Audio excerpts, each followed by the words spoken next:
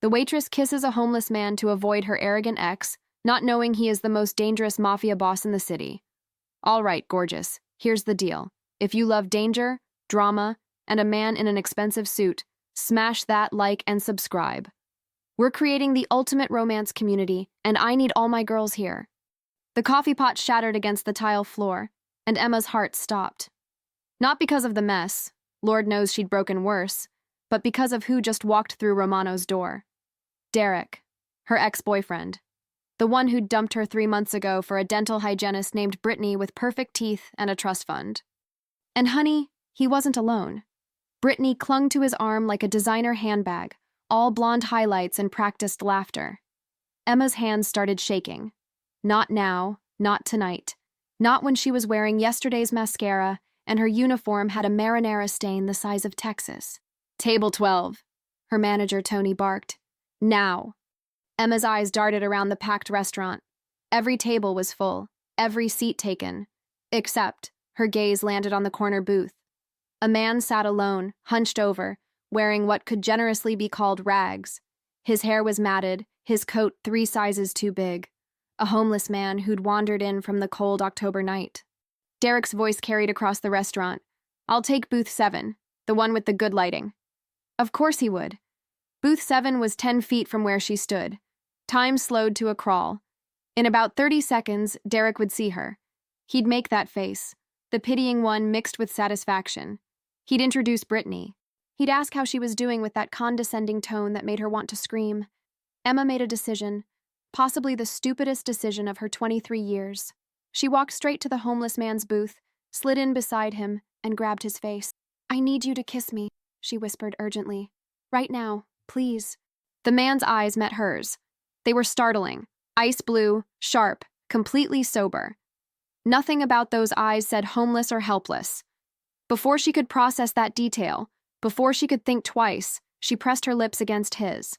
The restaurant disappeared. The kiss was unexpected. He didn't pull away. He didn't hesitate. His hand came up to cup the back of her head, fingers threading through her hair, and he kissed her back like he'd been waiting his whole life to do it.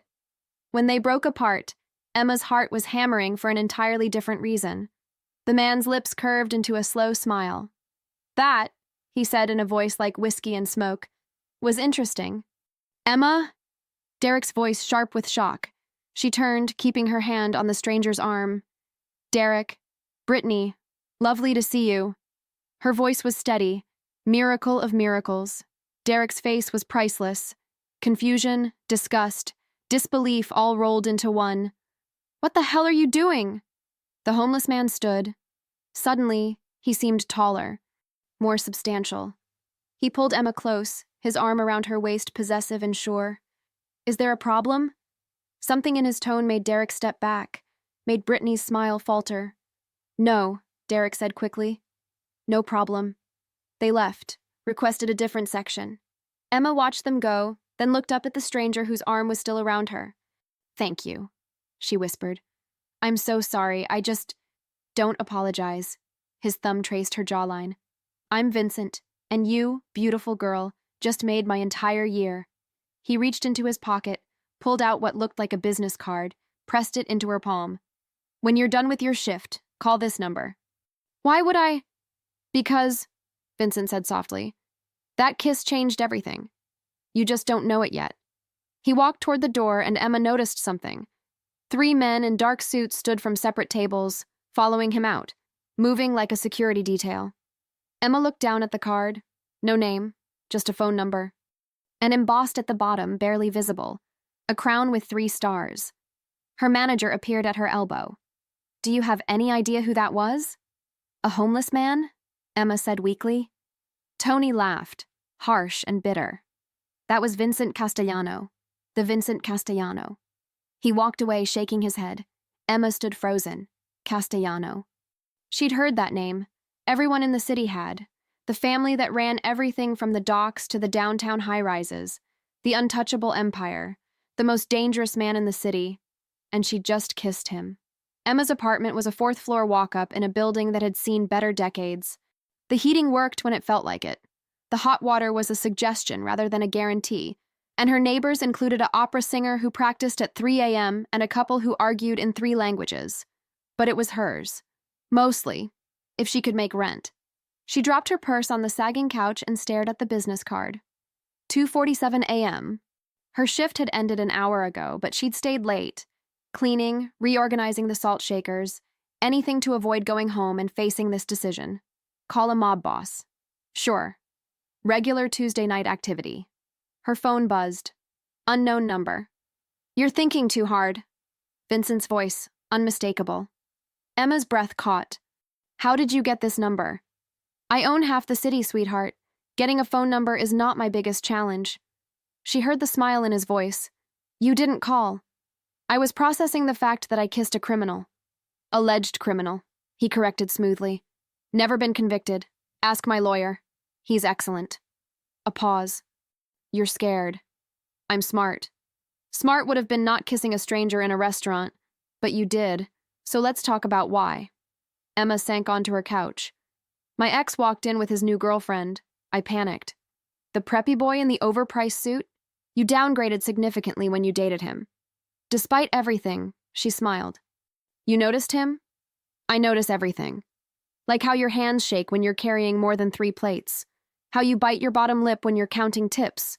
How you've been working doubles for 6 weeks straight. His voice dropped. How you have exactly $347 in your checking account, and your landlord raised the rent $400 starting next month. Ice flooded Emma's veins. Are you threatening me? I'm offering you a job. I have a job. You have 3 jobs. Waitressing, weekend shifts at the coffee shop on Maple, and online tutoring for bratty rich kids at $11 an hour. You're exhausted, Emma. I can see it. And here's the thing about exhaustion. It makes people do desperate things, like kiss dangerous strangers. Emma's throat tightened. What kind of job? Personal assistant. You'd handle my schedule, manage certain communications, screen calls, accompany me to events, completely legitimate, before your mind goes where I know it's going. Salary, $10,000 a month, health insurance, company car. $10,000. Emma's entire body went numb. Nobody pays that much for an assistant. Nobody else is me. I have particular requirements. Discretion, loyalty, intelligence. You demonstrated all 3 tonight. That kiss? That was quick thinking. I respect quick thinking. This is insane. This is business. Meet me tomorrow, 2 p.m., Castellano Tower downtown, 42nd floor. We'll discuss details. If you don't like the terms, walk away. No hard feelings. But Emma? His voice turned serious. Your ex saw you kiss someone he thought was homeless. By morning, that story will be all over your social circle. How do you think that plays out for you? Emma closed her eyes. He was right. Derek had probably already posted about it. Poor Emma, so desperate she's making out with bums. I'll think about it, she whispered. You'll come, Vincent said with absolute certainty. Because that kiss? That wasn't fake. Not entirely. You felt it too. The electricity, the possibility. Tomorrow, 2 p.m. Don't be late. He hung up. Emma sat in the dark, the card burning in her palm. Outside, sirens wailed. The opera singer hit a particularly enthusiastic high note. Her radiator clanked and died. She looked around her apartment, at the stack of unpaid bills on the counter, at the crack spreading across the ceiling, at the life she'd built from determination and duct tape, and she thought, what if? What if she was brave? What if she took the risk? What if that kiss, that impossible, electric, world-tilting kiss, meant something? Her phone buzzed again. A text from her bank. Overdraft fee applied. Emma picked up Vincent's card and made her decision. Castellano Tower pierced the skyline like a blade, all dark glass and sharp angles. Emma stood on the sidewalk, craning her neck to see the top, and felt very small. This was a mistake. Obviously a mistake. Nice girls from Queens didn't work for mob bosses, no matter how good the salary was. She turned to leave. Miss Hayes? A man in an immaculate black suit appeared at her elbow. He was built like a refrigerator with a face. Mr. Castellano is expecting you. Emma's escape route vanished. She followed Refrigerator Man through the gleaming lobby into an elevator with mirrors on every surface. She looked terrible. Her best dress was 5 years old, and her shoes had a scuff she'd tried to hide with Sharpie. The elevator climbed. Emma's ears popped. 42 floors. The doors opened onto a reception area that probably cost more than her entire building. Through there. Refrigerator man pointed to massive oak doors. Emma's hands were shaking again. She pushed through. The office was enormous. Floor-to-ceiling windows overlooked the entire city. Vincent stood by the glass, hands in his pockets, wearing a suit that could fund her college education. He looked nothing like the man from the restaurant. Clean-shaven, hair-styled, powerful, but those eyes, still ice blue, still dangerous. "You came," he said. "I'm an idiot. You're practical." He gestured to a chair. "Sit. Let's talk business." Emma sat, perched really on the edge of the leather chair. "I need to understand something first. Why me? You could hire anyone." Vincent leaned against his desk. "Fair question. You want the honest answer or the polite one?" "Honest. That kiss. When you grabbed me, you were terrified. Not of me, of that boy, of judgment, of looking pathetic. But you did it anyway. That takes guts." He paused. "Also, you didn't recognize me. Do you know how rare that is? Everyone in this city wants something from me. Everyone sees the name first, the man second. You just saw someone who could help you. I found that refreshing. So this is charity? This is mutual benefit. I need someone I can trust, someone outside my usual circle, someone with no connections to my world. You need money. We both get what we want." Emma studied him. Every instinct screamed danger. But another voice, quieter, desperate, whispered opportunity. What would I actually be doing? Vincent pulled a folder from his desk. "Schedule management. I have legitimate businesses, real estate, restaurants, construction. You'd handle the above-board operations, phone calls, meetings, contracts, everything legal." "And the illegal stuff?" "Doesn't concern you. I keep my world separate. You'd be working in the light, Emma, I promise." She wanted to believe him. God help her, she did. 10,000 a month? Plus benefits. Start next Monday. You'll have an office, assistant, full access to the company gym and cafeteria. He slid a contract across the desk. "Read it. Take it to a lawyer if you want. I'll wait." Emma picked up the contract. The numbers made her dizzy. Salary, $120,000 annually. Health insurance, comprehensive. Vacation days, 20. Company car, black sedan, hers to keep. This is too generous. This is what you're worth. That minimum wage bullshit at Romano's was insulting. Vincent's jaw tightened. "You have a college degree. You speak 3 languages. You graduated summa cum laude and you're slinging pasta to drunk bankers. That's not right. How do you know?" "I told you. I notice things." He moved closer. "Here's what I think, Emma. I think you're scared of wanting more. Scared of disappointing someone. Your mother, maybe? She worked 2 jobs to put you through school. You feel guilty for wanting better. So, you settled. For that job. For that boy. For less than you deserve." Emma's eyes burned. "You don't know anything about me. I know everything about you. I know your mother died 6 months ago. Cancer. I know you're drowning in her medical debt. I know you haven't bought yourself new clothes in 8 months. I know you cry in the walk-in freezer at Romano's when you think nobody's watching." He crouched in front of her chair, forcing her to meet his eyes. "I know you're brave and smart and desperate. Let me help." "Why?" Emma whispered. "Why do you care?" Vincent's expression shifted. Something vulnerable flickered across his face. "Because 7 years ago I was homeless. Actually homeless. Sleeping in shelters, eating from dumpsters, and someone gave me a chance. Pulled me out of hell. I built everything from nothing, Emma. I know what it's like to be invisible. When you kissed me last night, when you looked at me like I was worth something." His voice roughened. "I want to give you what someone gave me. A way out." Emma's breath caught. The vulnerability in his face was real. This wasn't manipulation. This was truth. She picked up the pen. Her hand hovered over the signature line. One decision. One signature, everything changes. She signed. Vincent smiled, slow and satisfied. "Welcome to the family, Miss Hayes." Emma's first week at Castellano Tower was surreal. She had an office, an actual office with her name on a placard. Her assistant, A sharp-eyed woman named Gloria treated her with careful respect. The work was legitimate, reviewing contracts, scheduling meetings with city officials, managing Vincent's public appearances. Nothing illegal, nothing questionable, almost disappointing, really. You're frowning.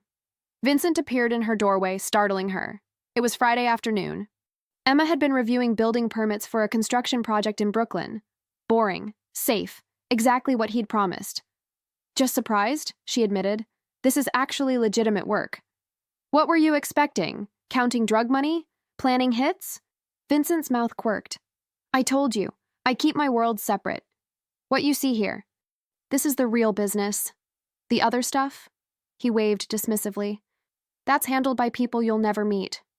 But you're still, Emma lowered her voice, you're still involved in that world.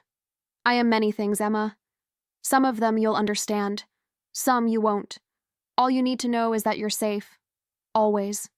He stepped into her office, closed the door. How are you adjusting? It's bizarre. Last week I was serving breadsticks. This week I have a parking space and dental insurance. You deserve both. Vincent sat on the edge of her desk. Your ex has been calling Romano's, by the way, looking for you. Tony told him you quit. He's very concerned about your well-being. Emma's stomach clenched. Derek doesn't care about me. He cares about looking good. Agreed. He also posted on social media about seeing you kiss a homeless man, called it a cry for help. Very public, very condescending. 1,100 likes. Your old friends are very worried. Vincent's expression was neutral, but something cold flickered in his eyes. Want me to handle it? Handle it how? I could have a conversation with him. Explain that discussing you publicly is unwise. You mean threaten him. I mean educate him. There's a difference. Emma should have been horrified. Instead, a dark part of her felt satisfied. Derek had humiliated her. The idea of him being scared, being warned off. No, she said firmly. I handle my own problems. Vincent's smile widened. Good answer. But Emma, if he becomes a problem, if he contacts you directly, bothers you, anything, you tell me. Immediately. You're under my protection now. People need to understand that. The weight of that statement settled over her. Protection. The word had implications she wasn't ready to examine. I can fight my own battles. I'm sure you can, but you don't have to anymore. Vincent stood. Tomorrow night. Charity gala at the Metropolitan Club. I need you there. As your assistant? As my date. He said it casually, like he was discussing the weather. Emma's heart stuttered. That's not in my job description. Consider it an extension of duties. I need someone presentable on my arm. Someone who can handle conversation with society types. You speak French. The mayor's wife is from Lyon. She'll appreciate that. You're educated, well-mannered. Perfect. I have nothing to wear. Gloria will take you shopping this afternoon. Company card. Get whatever you need. He moved toward the door, paused. Emma, this isn't optional. Part of your job is representing me at public events. You signed a contract. This feels different. It's business, nothing more. But the way he looked at her suggested otherwise. After he left, Emma sat in stunned silence. A date, with a mob boss, to a charity gala. Her life had become completely unrecognizable. Gloria knocked. Ready for shopping, mister? Castellano authorized up to $10,000 for your wardrobe.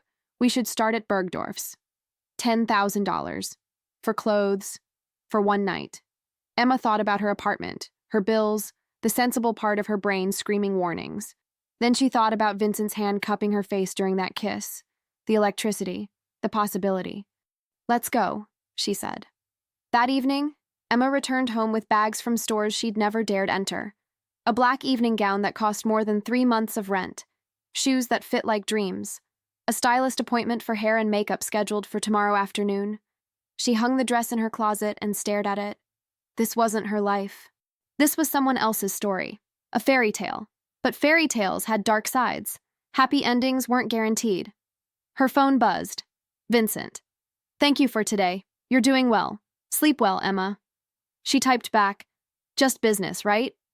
His response came immediately. Just business. For now. Those last 2 words kept her awake until dawn. The Metropolitan Club glittered like a jewelry box. Emma ascended the marble steps in her new dress, Vincent's hand at the small of her back, and felt like an imposter. These people, dripping with diamonds and old money, would see through her instantly. Breathe, Vincent murmured. You belong here more than half these people. Trust me. A valet opened the door. Flashbulbs exploded. Photographers lined the entrance, shouting questions. Vincent smiled, raised a hand, guided Emma inside with practiced ease. Is this normal? She whispered. For me, unfortunately. He snagged 2 champagne flutes from a passing waiter, handed her one. The mayor is at 3 o'clock. His wife is the one in purple. When we approach, compliment her necklace. It's a family heirloom, she's proud of it. Then mention you spent a summer in Lyon. She'll love you. You've orchestrated this. I've planned this. There's a difference. Successful navigation of high society requires strategy. His hand tightened on her waist. Smile. The vultures are watching. Emma looked around. Every eye in the room tracked them. Women assessed her dress, her shoes, her relationship to Vincent. Men evaluated her with a different kind of calculation. She felt dissected. Why is everyone staring? Because Vincent Castellano arrived with an unknown woman. I haven't brought a date to a public event in 5 years. You're a mystery. People hate mysteries. He steered her toward the mayor. Showtime. The next hour was a master class in social chess. Vincent introduced her to power brokers, politicians, business magnates. Emma spoke fluent French to the mayor's wife, discussed architecture with a real estate developer, laughed at a judge's terrible jokes. She played her part perfectly, and hated every minute. These people were vultures, polite, perfumed vultures. They smiled while calculating her value, assessed her like livestock. You're doing beautifully, Vincent said during a rare moment alone. I want to go home. 1 more hour, then I'll take you anywhere you want. He paused. Someone's been watching you all night. Tall man, gray suit, by the bar. You know him? Emma's blood froze. She turned, saw Derek, at a charity gala, in the Metropolitan Club. Impossible. That's my ex. Vincent's expression didn't change, but the air around him went cold. Interesting. He received a last-minute invitation, anonymous donor, $1,000 ticket. You invited him? Why would you? I didn't. But someone did. Someone who wants to create a scene. His hand slid to her waist, possessive. He's coming over. Follow my lead. Derek approached with Brittany. Both looked uncomfortable, out of place, exactly how Emma had felt an hour ago. Emma, didn't expect to see you here. Derek's eyes traveled from her dress to Vincent. Recognition dawned. Horror followed. Holy shit. You're Vincent Castellano. I am. Vincent's smile could have cut glass. And you're the boy who thought breaking up via text message was acceptable behavior. Derek Mitchell, Northwestern graduate, trust fund baby, currently employed by Daddy's firm. He took a sip of champagne. Must be nice, having everything handed to you. Derek's face went white. I don't know what Emma told you. She told me nothing. I don't need her stories. I have access to your entire life. College transcripts, barely passed, employment history, 3 jobs in 2 years. Credit score, excellent, but only because Daddy pays your bills. And that photo you posted, the one mocking Emma? That was unwise. It was just a joke, Brittany interjected nervously. Vincent turned to her. The look he gave her could have melted steel. A joke. How amusing. Here's another joke. Your father's dental practice is under audit. IRS investigation. Started 3 days ago. Anonymous tip. Wonder who made that call. Brittany gasped. Derek grabbed her arm. You can't. I can. I did. And here's what happens next. You delete that post. You apologize to Emma publicly. You never speak her name again. Because if I hear you've so much as thought about her... Vincent stepped closer, lowering his voice. Emma could barely hear the next words. I'll destroy everything your family has built. Your father's business. Your trust fund. Your future. Do you understand? Derek nodded frantically. Yes, I'm sorry. I'll delete it right now. Good. Now get out. You don't belong here. They fled. Emma watched them go, stunned. You really called the IRS on her father? I really did. Play stupid games, win stupid prizes. Vincent's hand found hers. Nobody hurts you, ever. That's the rule now. Emma should have been grateful. Instead, she felt sick. This is who you are. This is what you do. You destroy people. I protect what's mine. I'm not yours. Aren't you? His eyes locked on hers, intense, claiming. That kiss said otherwise. This dress, this night, this life, you chose it, Emma. You signed the contract. You're in my world now. The truth of it hit her. She'd sold herself. For money, for safety, for a way out. And the price was her independence. I need air. She pulled away, headed for the balcony. Vincent followed. Outside, the city spread below them, sparkling and infinite. Emma gripped the railing, trying to breathe. I scared you, Vincent said quietly. You terrified me. That man, Derek, you broke him in 30 seconds. He deserved it. Maybe. But what happens when I deserve it? When I disappoint you? Make you angry? What then? Vincent was quiet for a long moment. 7 years ago, when I was homeless, a woman found me. Her name was Maria. She ran a shelter. She gave me food, clothes, a place to sleep. And she told me something I never forgot. Power without conscience is just tyranny. Use yours wisely. He turned Emma to face him. I'm not a good man. I've done terrible things. But I've never hurt someone who didn't deserve it. And you, Emma Hayes, deserve nothing but good. His hand cupped her face. The gesture so familiar now, so terrifying in its tenderness. I won't hurt you, he whispered. That's my promise. Emma wanted to believe him, wanted to lean into his touch, into the fantasy, but fairy tales always had a cost, and she was just beginning to understand the price of her bargain. Monday morning started with an explosion, literally. Emma arrived at Castellano Tower to find the lobby swarming with police, fire trucks blocking the street, and smoke pouring from the parking garage. Her company car, the black sedan Vincent had given her, was a charred skeleton. Oh my God! Emma stood frozen on the sidewalk. Gloria appeared at her elbow, face grim. Mr. Castellano wants to see you. Now. Vincent's office was chaos. Men in suits crowded the space, talking in low, urgent voices. They fell silent when Emma entered. Everyone out, Vincent ordered. The room cleared instantly. Emma and Vincent alone. Are you hurt? His first question. His eyes scanned her, checking for injuries. I wasn't in the car. I was running late. My alarm didn't go off and...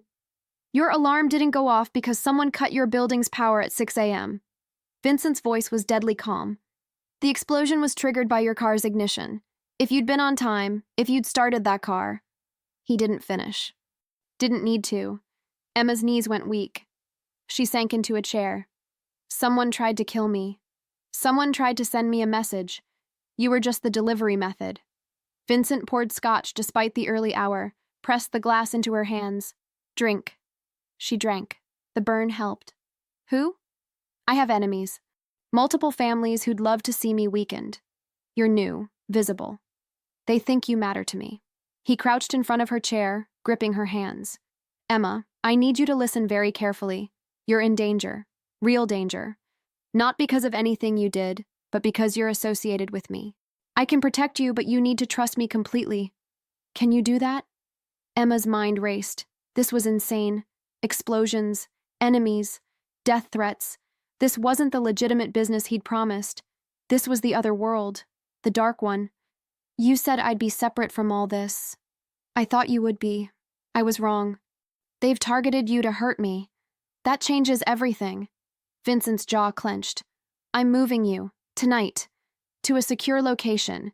You'll have guards, 24/7 protection, no arguments. I have a life, an apartment. I can't just... Your apartment isn't safe. Your routine isn't safe. Emma, someone planted a bomb in your car. Do you understand what that means? They've been watching you, learning your patterns. They know where you live, where you work, what time you leave. They know everything. His grip tightened. I won't let them hurt you, but you have to let me keep you safe. Emma looked into his eyes and saw something that terrified her. Genuine fear. Vincent Castellano, the most dangerous man in the city, was scared. For her. What about my job here? You'll work remotely for now. Once we identify who's behind this, once they're handled, you can return. But until then, Handled how? Silence. Vincent's expression hardened. You don't want that answer. Yes, I do. If people are dying because of me, nobody dies because of you. They die because they threatened what's mine. He stood, moved to the window. In my world, Emma, there are rules. You don't touch civilians. You don't involve innocents. Whoever did this broke every code. That means war, and war means bodies. Emma's hands shook so badly she had to set down the glass. I never wanted this. I know. Vincent's voice softened. I'm sorry. I thought I could give you a better life without dragging you into the darkness. I was arrogant, foolish. Now I have to fix it. How? He turned. The look on his face made her blood run cold. By reminding this city why they fear the Castellano name.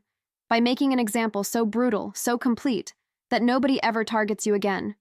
He crossed to her, pulled her to her feet. Pack a bag. My men will take you to the safe house. You'll stay there until this is finished. And then what? I come back? Pretend this didn't happen? Then we figure out what comes next. Together. His thumb traced her bottom lip. That kiss wasn't an accident, Emma. You know it. I know it. Whatever this is between us, it's real. Complicated. Maybe impossible. But real. Emma's breath caught. You're a criminal. I'm a businessman who operates in gray areas. There's a difference. Is there? You'll have to decide that for yourself. He leaned closer, his forehead against hers. But decide quickly, because in about 6 hours, this city is going to understand exactly who I am and what I'm capable of, and you need to know if you can live with that man. A knock on the door. Gloria's voice. Sir, they're ready. Vincent pulled back. Go, now. Trust me just a little longer. Emma walked to the door, paused, looked back. Don't kill anyone on my account. I won't kill anyone who doesn't deserve it. That's the best I can offer. She left with guards flanking her, was driven to a brownstone in a neighborhood she didn't recognize. Inside, the house was beautiful, comfortable. A prison nonetheless. Emma stood at the window, watching the street, wondering what Vincent was doing, what making an example meant, how many people would suffer because someone tried to hurt her. Her phone buzzed, a text from an unknown number. Enjoyed the fireworks. Next time I won't miss. Tell your boyfriend his empire is crumbling. A friend. Emma's blood turned to ice. She forwarded the message to Vincent. His response came seconds later. Found them. Handling it. Stay safe. This ends tonight. Emma sank onto the couch, hugged her knees to her chest, and waited. Outside, the sun set over the city. Somewhere in that sprawling darkness, Vincent Castellano was going to war, and Emma realized something that should have terrified her, but somehow didn't. She trusted him to win. The safe house felt smaller with each passing hour. Emma paced the hardwood floors, checked her phone obsessively, and tried not to imagine what handling it meant in Vincent's vocabulary. The guards outside her door were silent, professional, terrifying in their competence. At midnight, the door opened. Vincent walked in covered in blood. Emma's scream died in her throat. Oh my God! Are you hurt? Not my blood. He stripped off his jacket, dropped it on the floor. His white shirt was ruined. It's over. They're gone. Gone. I mean they'll never threaten you again. Ever. Vincent moved to the bathroom, started washing his hands. The water ran red. The Moretti family. They've been gunning for my territory for months. Thought targeting you would make me weak. Distracted. They were wrong. Emma stood frozen in the doorway. How many people died tonight? Does it matter? Yes, it matters to me. Vincent dried his hands, turned to face her.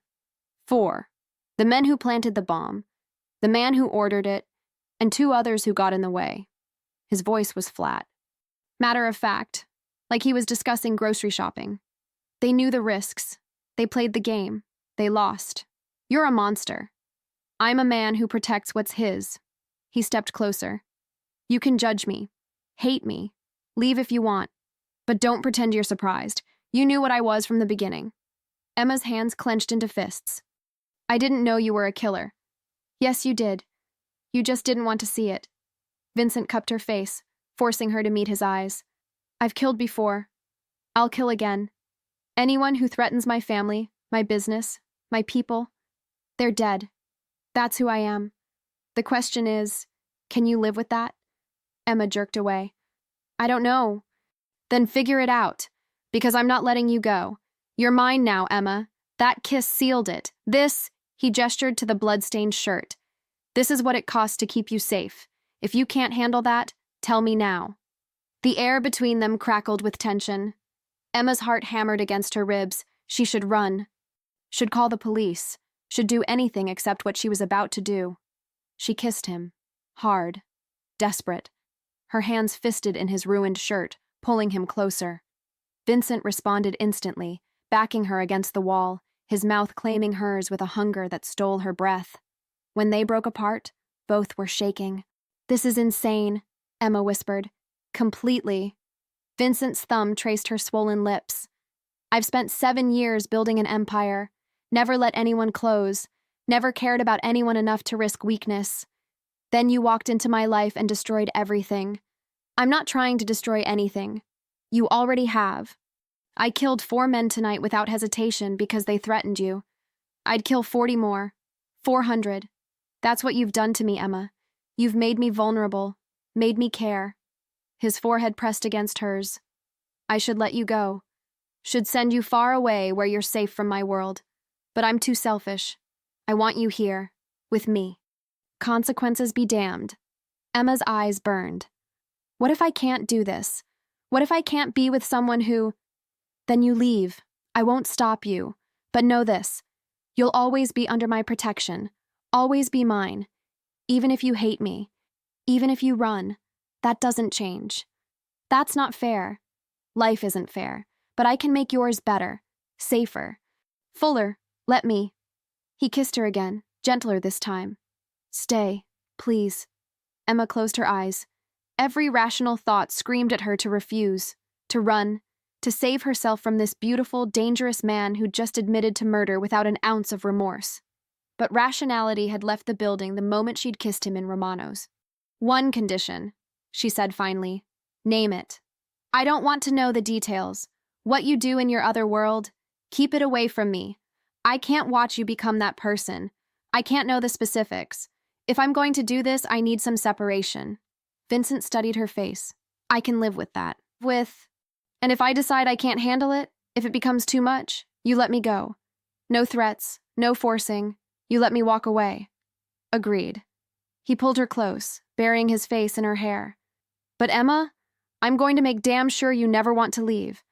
They stood there, wrapped in each other, while the city slept and blood dried on Vincent's discarded clothes.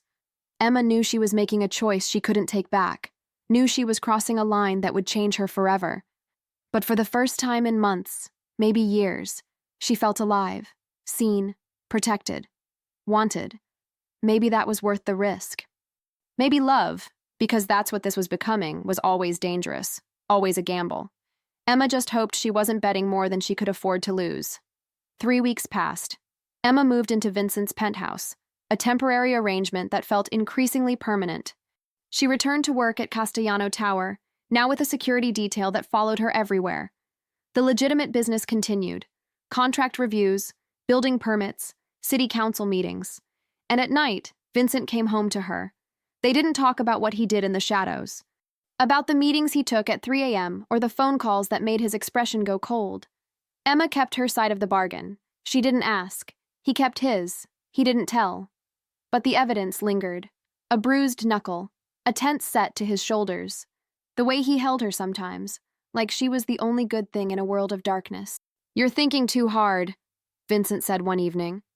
They sat on his balcony, the city sprawling below, wine glasses in hand. I can hear your brain working. I'm thinking about how surreal this is. 6 weeks ago, I was a waitress. Now I'm living with a mob boss in a penthouse that costs more than most people make in a decade. You're not just living with me. You're part of my life. There's a difference.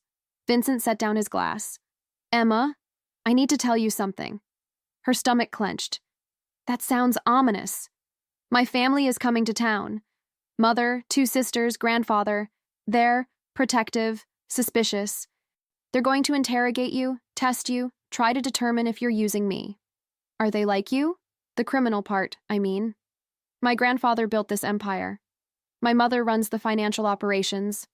My sisters handle logistics. So yes, they're all involved. But they're also family. Loud, opinionated Italian family who will feed you until you burst and ask invasive questions about your intentions. He smiled slightly. Fair warning, my mother is terrifying.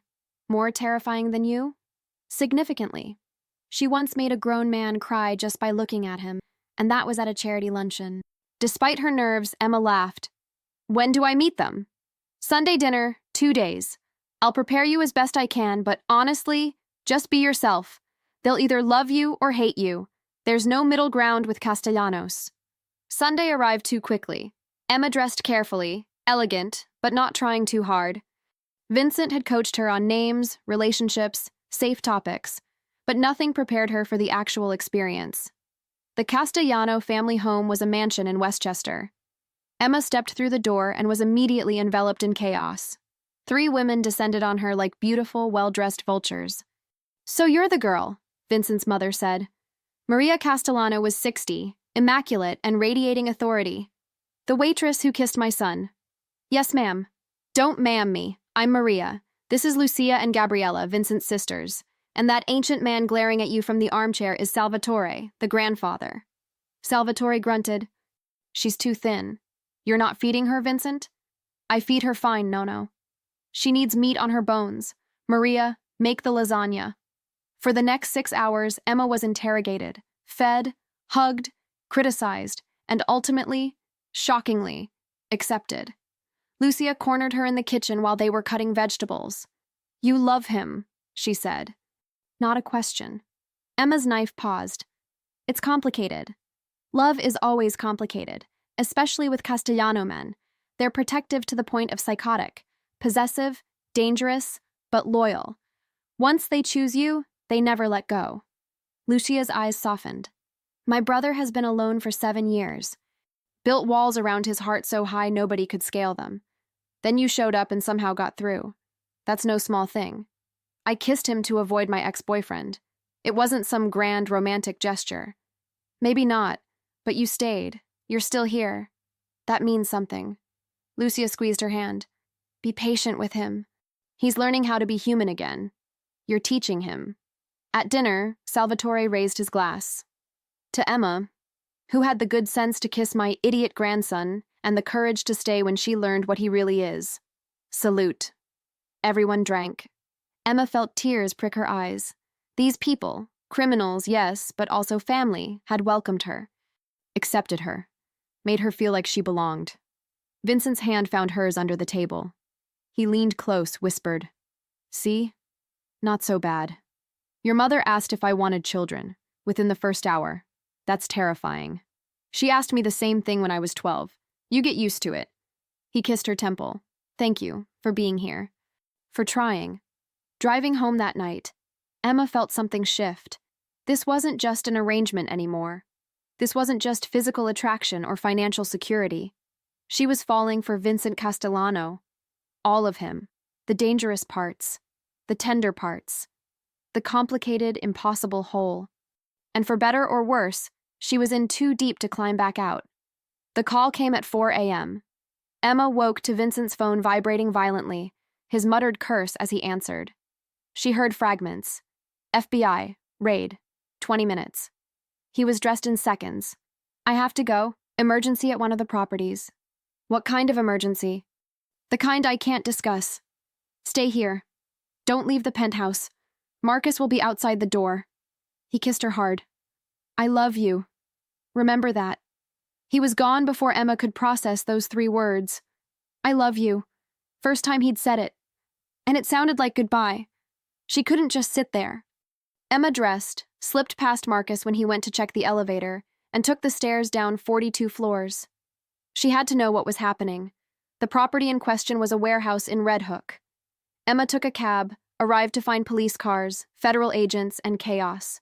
She spotted Vincent standing with his lawyer, both stone-faced as agents carried out boxes of evidence. Emma's blood ran cold. This was it. The other world. The illegal operations she'd agreed not to know about, and it was crumbling in real time. She approached carefully. Vincent saw her, his expression shifting from shock to fury. What the hell are you doing here? I needed to see. You need to leave, now, before they connect you to this. He grabbed her arm, started steering her away. Sir? An FBI agent approached. Young, eager. Who's this? My assistant. She's not involved. Emma Hayes, correct? We'll need to ask you some questions. Vincent's grip tightened. She has nothing to say without her lawyer present. We can do this easy or hard, Mr. Castellano. Hard, then. I'm not saying another word, and neither is she. Vincent turned to his lawyer. Get her out of here. Keep her away from this. The lawyer, a woman named Patricia with steel gray hair, took Emma's arm. Come with me. Don't say anything. Not one word. Emma was driven back to the penthouse in silence. Patricia finally spoke as they rode the elevator up. That was monumentally stupid. You've now placed yourself at a crime scene. If they charge Vincent, they can compel your testimony. Testimony about what? I don't know anything. You know enough. Where he goes, who he meets, how he spends his time. That's ammunition. They'll use you against him. Patricia's expression softened slightly. He loves you. I've known Vincent for 10 years. I've never seen him like this. Don't destroy him because you couldn't stay away. Emma spent the next 18 hours alone, terrified, imagining Vincent in a cell. Finally, at midnight, he walked through the door, exhausted, furious, alive. They have nothing, he said flatly. The raid was harassment, pressure tactics. They want me to flip on my suppliers. As if I'd ever… He stopped. Why did you come? After everything, after our agreement, why did you show up? Because I was scared, because I thought… You thought what? That you could help? That your presence would somehow make it better? Vincent's voice rose. You made it worse. They have your face now, your name. They can subpoena you, force you to testify. Do you understand what that means? Emma's eyes filled. I'm sorry. Sorry doesn't fix this. Sorry doesn't protect you from federal prosecution if they decide to charge you as an accessory. Jesus, Emma, I told you to stay out of my other world. I told you. You told me you loved me, Emma shouted. Emma, you said it and then ran out the door like you might never come back. What was I supposed to do? Sit here and wait? Pretend I didn't care what happened to you? Vincent stopped. The anger drained from his face. You came because you were scared for me. Of course I was scared. I'm in love with you, you idiot. I'm in love with a man who kills people and runs an empire and could go to prison for the rest of his life. I'm terrified every single day. And yes, when you left like that, when you said you loved me like it was a confession on your deathbed, I panicked. Silence, heavy and loaded. You love me, Vincent said quietly. Obviously. I wouldn't still be here if I didn't. He crossed the room in 3 strides, pulled her into his arms. I'm sorry, for yelling, for scaring you, for dragging you into this nightmare. You deserve better than me. Probably, but I'm choosing you anyway. We clear? Crystal. He kissed her, soft and thorough. I meant it. I do love you. I have for weeks. I just didn't know how to say it. Emma melted into him. Try saying it when you're not running toward federal agents. It lands better. Despite everything, Vincent laughed. Noted. They stood there holding each other while the city glittered outside. Emma knew this wasn't over. The FBI wasn't finished. The danger was still present. But in this moment, in Vincent's arms, she felt safe. That had to be enough. 2 months passed in uneasy calm. The FBI investigation stalled. Business continued. Emma settled into her role. Half assistant, half partner, wholly in love. She'd stopped questioning the duality of Vincent's life. Stopped trying to separate the businessman from the criminal. They were the same person. She loved both. Then Derek reappeared. Emma was leaving Castellano Tower late one evening when he stepped out of the shadows. Different. Thinner. Desperate. I need your help, he said without preamble. Emma's hand moved to her phone. Marcus! Her guard appeared instantly. Problem? No, Derek said quickly. No problem. I just need 5 minutes. Please, Emma.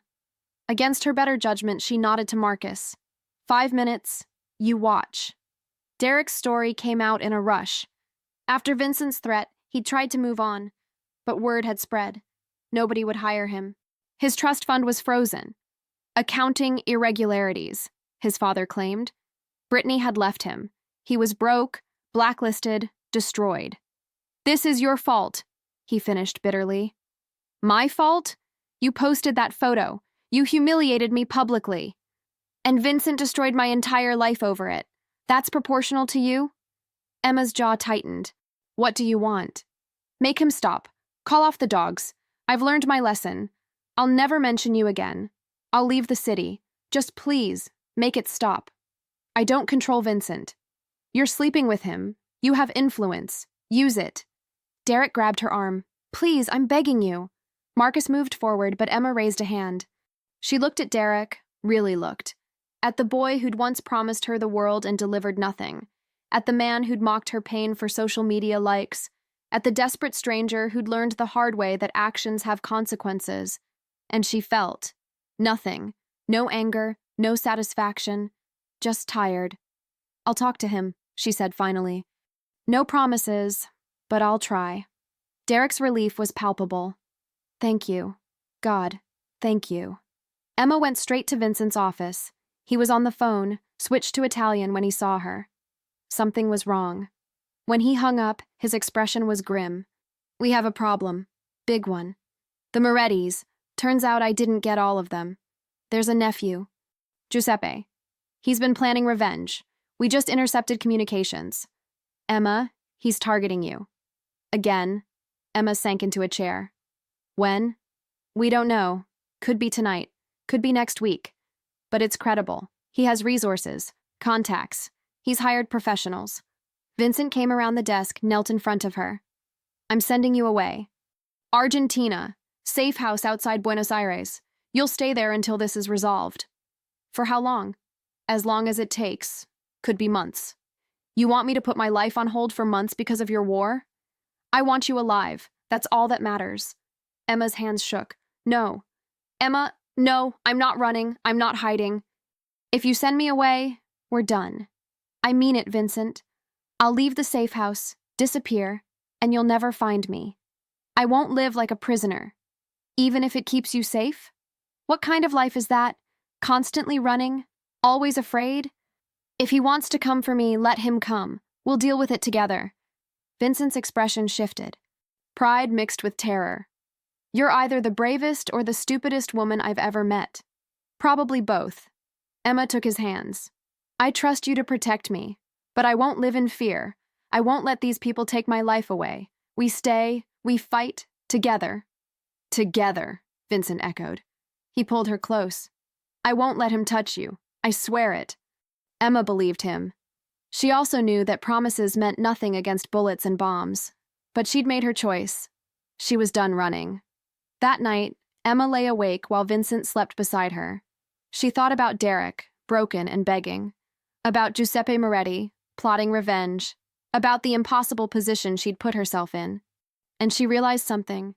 She'd been changed by this world. The girl who'd kissed a stranger to avoid embarrassment was gone. In her place was a woman who faced danger head-on, who loved a dangerous man, who'd chosen this life with open eyes. Emma Hayes had become someone she didn't quite recognize. Someone stronger, someone harder. Someone capable of surviving Vincent Castellano's world. She just hoped that person was still herself underneath all the changes. Giuseppe Moretti made his move during the charity gala at the Metropolitan Club. Exactly 1 year after Emma had first attended as Vincent's date. Poetic, dramatic, stupid. Emma saw the gunman before anyone else did. She'd spent months learning to read rooms, to spot threats. The man by the bar had the wrong posture, the wrong energy. His hand kept moving to his jacket. She didn't hesitate. Gun, bar, 3 o'clock. Vincent's security moved instantly. The gunman was tackled before he could draw his weapon. Chaos erupted, screaming, people running, police sirens. Emma found herself shoved behind Vincent's body as more security surrounded them. "Stay down," he ordered. "Not a chance." Emma scanned the room. "There's always 2. Where's the second?" Vincent's eyes widened. "The balcony." "Emma, you're brilliant." They found the second shooter on the balcony, aiming at the crowd. Vincent's men subdued him before he could fire. Both gunmen were arrested. Giuseppe Moretti himself was picked up an hour later, caught trying to board a private plane out of the country. It was over. Later, back at the penthouse, Emma stood at the window watching the sun rise. Vincent came up behind her, wrapped his arms around her waist. "You saved a lot of lives tonight," he said quietly. "I just saw what others missed. You did more than that. You've become part of this world, my world, and you've made it better." He turned her to face him. "Marry me." Emma's heart stopped. "What?" "Marry me. Be my wife. My partner. My family. I'm asking you to choose this life permanently. I know it's dangerous. I know I'm asking too much, but Emma, I can't imagine my future without you in it. So marry me.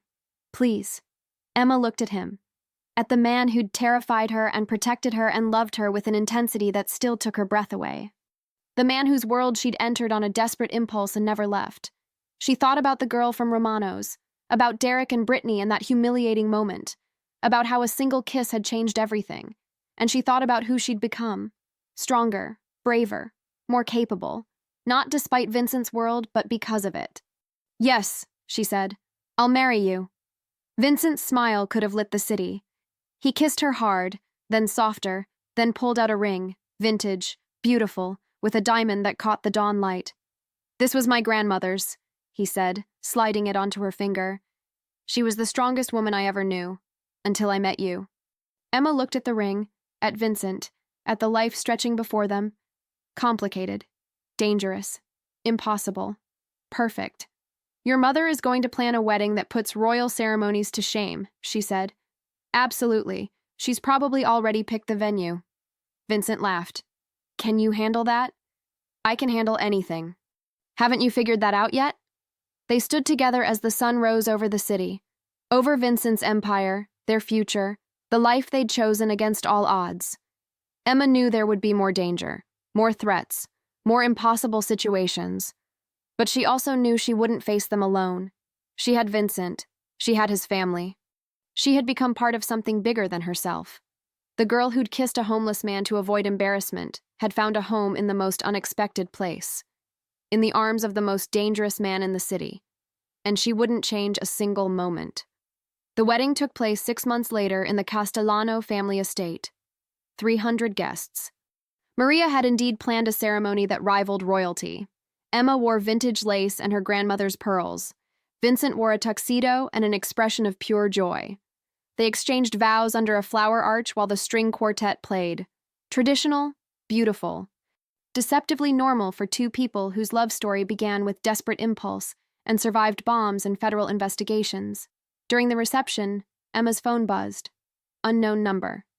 She almost ignored it, then curiosity won. The text read, "Congratulations. You've come far from that waitress who kissed a stranger. Be happy. You've earned it." Maria, from the shelter. Emma's breath caught. Maria. The woman who'd helped Vincent 7 years ago when he was homeless. The woman who'd given him his second chance. She'd been watching, caring, making sure her investment in Vincent had paid off. Emma showed Vincent the text. He stared at it for a long moment, then smiled. She always knew. About us. About how this would end. Maria sees things others don't. Should we invite her? She doesn't do public events, but we'll visit her. Next week. I want her to meet you properly, to see what her kindness created. Vincent pulled Emma close. Everything good in my life traces back to her, and now to you. They danced. They toasted. Vincent's family embraced Emma completely. She was a Castellano now, with all the protection and complication that name carried. Salvatore gave a rambling speech about love and loyalty that made everyone cry. Lucia and Gabriella promised to teach Emma all the family secrets. Maria warned Vincent that if he ever made Emma cry, he'd answer to her. Near midnight, Emma and Vincent slipped away to the balcony, alone for the first time since morning. "Happy?" Vincent asked. "Terrified, happy, overwhelmed, all of it." Emma leaned against him. "A year ago, I was serving pasta to drunk businessmen. Now I'm married to the most powerful man in the city. It's surreal. A year ago, I was alone, building walls, trusting nobody. Then you kissed me and everything changed. You made me human again, Emma. Made me remember what matters. Not the empire, not the power. You." Emma turned in his arms. "I need you to promise me something. Anything. Stay alive, stay safe. Whatever wars come, whatever threats emerge, you come home to me. Always. Because I can handle danger. I can handle your world. But I can't handle losing you. Promise me. Vincent's expression grew serious. I promise. Whatever it takes, I come home to you. Always. He kissed her. We're partners now. In everything. Business, life, love, all of it. You and me against the world. The world doesn't stand a chance. They returned to the reception hand in hand. The party continued until dawn. Emma danced with Vincent's grandfather, laughed with his sisters, and accepted congratulations from people whose names she'd only heard whispered in fear. When they finally left, heading to a honeymoon in Tuscany, 2 weeks away from everything, Emma looked back at the estate, at the family she'd married into, at the life she'd chosen, and she felt no regrets, only certainty. She'd kissed a stranger to escape embarrassment. She'd stayed because she'd fallen in love. She'd survived because she was stronger than she'd ever known. Emma Castellano, the waitress who became a queen, the innocent who learned to navigate darkness, the woman who'd taken the biggest risk of her life and won everything. As their car pulled away, Vincent's hand found hers. No turning back now. Never wanted to, Emma said. This is exactly where I'm supposed to be. And in that moment, with the sun rising over the city and her husband beside her, Emma knew it was true. Every choice had led here. Every risk had been worth it. She'd found her home, her family, her love, in the most impossible place, with the most dangerous man, and she wouldn't change a single moment.